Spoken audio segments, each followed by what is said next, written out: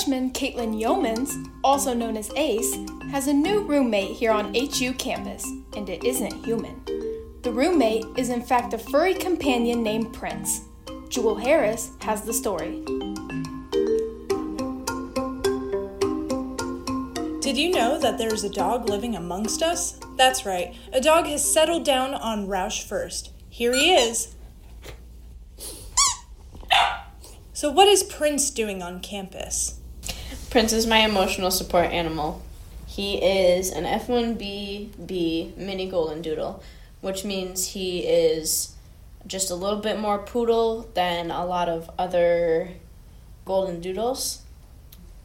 I got him sometime over Christmas break, and I got him from a lovely family up in Michigan. That's Ace Yeomans, a freshman animation major who struggles with anxiety and depression. He's kind of like a funny dog. He'll run and slam into things, and then he'll just hop right back up and keep running like he doesn't care. He does not care about other dogs. Other dogs will be going absolutely insane, barking at him, and he'll just trot on by. He'll just keep trotting. He does it. It's hilarious. And he trots and he looks so proud and fancy, and I'm like, who you fooling, boy? Emotional support animals, also known as ESAs, are often used for different medical treatments. But they're not considered service animals because they're not trained to do those types of tasks. I talked with Shelley Snyder, the director of Huntington Bowen Center. She explains over the phone why someone would need an ESA. They're really typically more used for somebody to help them in their depression, anxiety, or certain phobias that they might have. Service animals and ESAs are different. Snyder explains why. A service animal is any dog that is individually trained to do tasks to benefit someone with a disability. So this could include some physical ailments, sensory, psychiatric, intellectual, or any other mental disabilities. So the tasks that are performed by the dog help increase that person's quality of life. I haven't had anyone ask me if he is a service animal. People most often ask me if he's an emotional support animal, which is nice. So usually I just say that he is. Luckily, I haven't had anyone ask me anything too invasive, why, or anything like that. Usually people are pretty nice about it. They usually just want to pet him. They usually just want to know if it's the same as a service animal. Having an emotional support animal isn't something new on campus, but it isn't that common either. Chris Chafin, director of the Academic Center for Excellence, says that they hadn't had any requests until 2 or 3 years ago because of the requirements being so strict. We have a policy that isn't posted yet. Would suppose that we've had maybe 4 people ask about it in the last year. It's a big deal on other campuses across the country, mostly big campuses that have a lot more students. So we have not been overwhelmed yet. I think we have 2 right now this semester that are approved. Getting an ESA on campus is a long and complicated process. There is a 2-page form, but the student has to have a qualified professional to complete it. Then the student has to send documentation from a vet that the animal is in good shape, in good health. The student signs an agreement. We try to lay out everything so the student knows exactly what they're getting into. There may be some things that the student may not have thought about, like damages, such as the dog peeing on the carpet or chewing on the furniture, and the quality of life for the ESA. For example, they have to be aware of the dog being cooped up in the dorm room most of the time.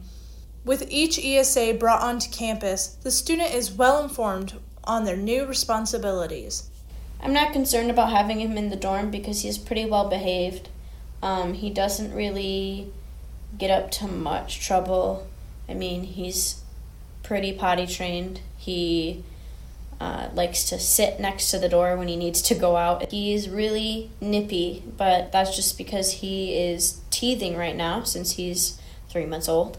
And so hopefully that'll go down a little bit. Yeomans is not the only person to witness how nippy Prince can be. Erin Quick, freshman and friend, explains what has happened the few times she has interacted with Prince. Because he is just a puppy and he's just learning how to teeth and stuff, and so sometimes he'll just like bite at my hands, and like sometimes they'll just be super scratched up. Yeomans is currently working with Prince. She has been encouraging him to lick instead of bite. This is not the only concern. Noise problems are often something that needs to be worked on with a puppy. To help solve this problem, Yeomans has invested in a bark collar. I am worried about what people think about that, but it really helps keep him quiet because it gives him a warning or two before it shocks him, so he usually quiets down after the warning because he doesn't like the sound at all. His barking is getting a lot better than it used to be. For a student to have an emotional support animal, it has to be necessary because of a student's disability.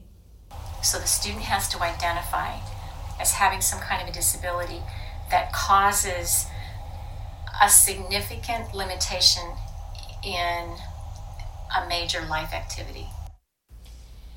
Prince helps me a lot with my anxiety and my depression. He gets me outside of my room when I otherwise would not want to leave my room at all, ever. He helps me a lot during my panic and anxiety attacks, especially at nighttime. He even helps me just sometimes after class when I am having a really, really bad day, like especially with my health. Sometimes I just need to sit down and play with him so I can feel a little bit better. Yeoman's sweet mate, Chloe McCashin, says that she has seen a difference with Ace. After living with each other for more than a semester, they finally start to build a friendship. It was kind of weird because we were living like literally so close to each other, but we hardly ever talked and hardly ever saw each other. But now like it's nice because we can like talk about Prince and like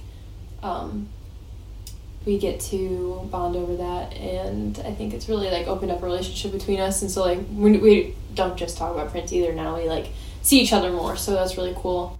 McCashin even benefits from seeing Prince.